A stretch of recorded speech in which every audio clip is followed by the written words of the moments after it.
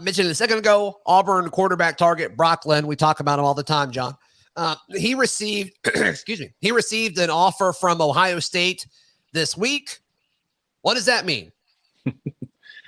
Who knows? I mean, look, Brock Glenn wants to commit ASAP, right? Yeah. You know, that much we know. We also know he's going to Florida State for an official this weekend.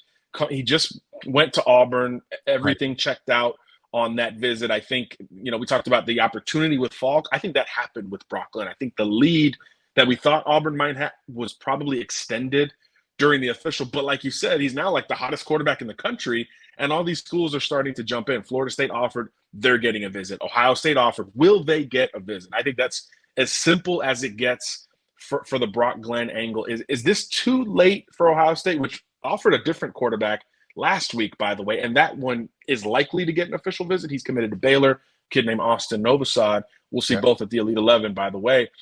So Brock wants to be committed, though, by that point. So I do think that unless he drops this FSU official visit and or schedules something for next weekend, I do think that is a relatively safe deal for Auburn. But again, this is brand new for Brock.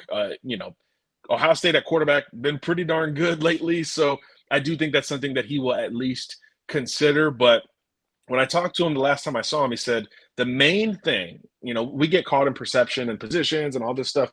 He said the main thing for him is relationships. So what we do know is that Ohio State is the newest relationship that he is beginning to cultivate. So can you get enough in a couple weeks to sway a prospect like Brock Glenn? Probably not, but it's just one of those schools that you know, when they offer, you're like, oh, in general. So I do think it would be naive to count out Ohio State, especially with a visit weekend open.